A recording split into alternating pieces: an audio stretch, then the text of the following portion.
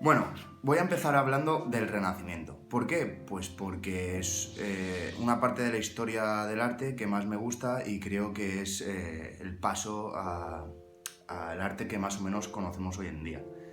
Porque antes, antes del Renacimiento estaba el gótico, que el gótico únicamente servía para expresar la oración de la iglesia, evidentemente, a la gente que no sabía leer. Entonces era un arte súper estático, mal hecho, se puede decir, ¿vale? Y lo único que intentaba era mostrar y enseñar, no era para hacer bonito. El Renacimiento se comprende entre los siglos XV y XVI. El término Renacimiento lo acuñó Jules Michelet, ¿vale? En el siglo XIX. En un escrito que hizo, acuñó el término Renacimiento. Pero Giorgio Vasari, que era un contemporáneo de la época del Renacimiento, era un historiador de la época, ¿vale?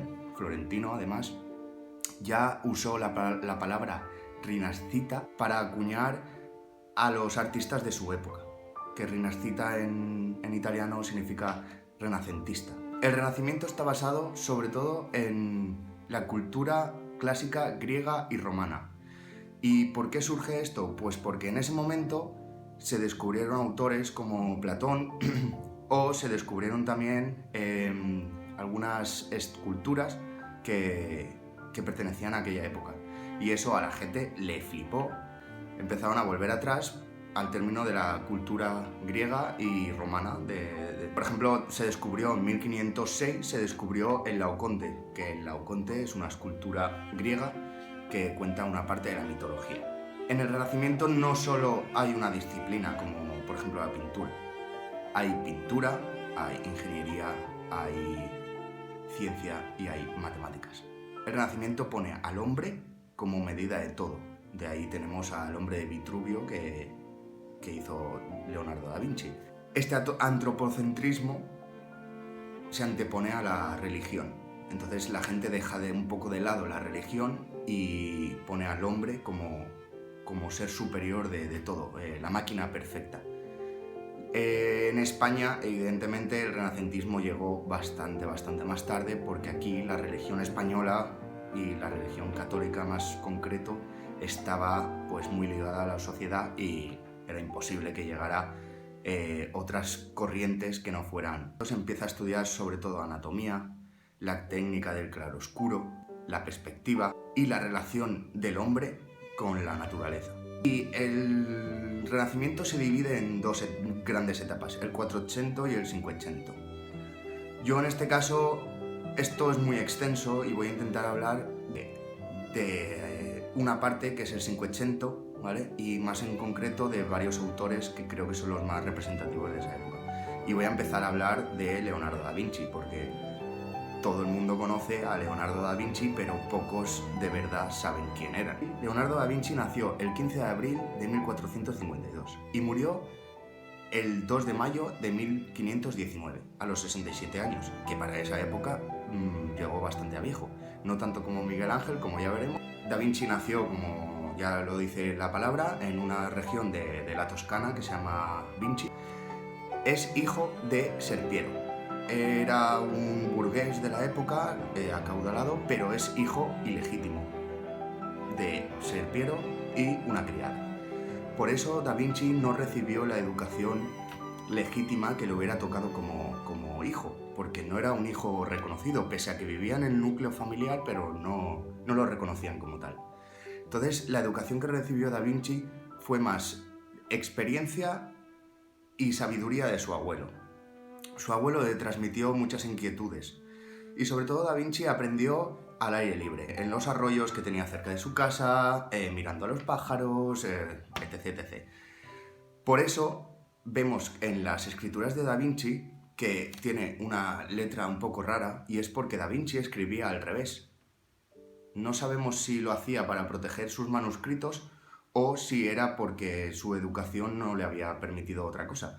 Pero si quisiéramos leer lo que escribió Da Vinci, solo lo podríamos leer poniendo un espejo. Da Vinci era iletrado, disléxico y tenía déficit de atención. Y pese a lo que todo el mundo se cree hoy en día de que era un genio, Da Vinci fue un fracasado durante toda su vida, porque cualquier proyecto que empezaba, fracasaba, allá donde fuera. Estudió en Florencia, trabajó en Milán, en Roma, y solo y únicamente al final de su vida, cuando trabajó en Francia, se le reconoció el mérito que tenía. Da Vinci no solo se centraba en la pintura, como muchos creen, de hecho, su pintura es casi anecdótica, porque él no pintaba de normal, él solo pintaba cuando quería ganarse el pan. Él pintaba para ganar dinero, pero él tenía otras inquietudes como la ingeniería militar, la arquitectura, la anatomía. Entonces, tenemos poca obra pictórica de Da Vinci, pero muy rica. Da Vinci empezó en el taller de Andrea del Verrocchio, ¿vale? Que era un señor importante, un artista importante de la época. En el taller de Andrea del Verrocchio pintó una parte del bautismo de Cristo, ¿vale? Que son los ángeles que están a la izquierda. Y como se puede ver, pues hay una diferencia bastante brutal entre lo que estaba pintado y lo que pintó Da Vinci. Ya destacaba en la pintura. Da Vinci estaba muy interesado sobre todo en la anatomía. Él a escondidas buscaba cadáveres y los diseccionaba para ver cómo funcionaba el cuerpo humano.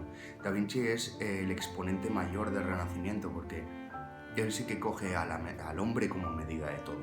Además, una anécdota muy guay es que se dice que Da Vinci inventó una especie de ala delta y fue el primero en realizar un vuelo con ala delta, porque Da Vinci estaba muy interesado en los vuelos de las aves, se pasaba horas y horas y horas estudiando la anatomía de las aves y de sus alas para poder volar. De hecho, hizo varios diseños de máquinas voladoras, como es el ala delta, o es una especie de autogiro, lo que hoy en día conocemos como helicóptero, pues también hizo algo así. Él no solo se centraba en una disciplina, como ya se ha visto, sino que él intentaba juntarlas todas. Por ejemplo, él hacía estudios de hidráulica, de cómo se movía el agua, que después también le servían para que cuando él pintaba el pelo de la gente con los estudios de hidráulica. Él relacionaba agua con pelo, entonces él mezclaba todo para que todo tuviera concordancia.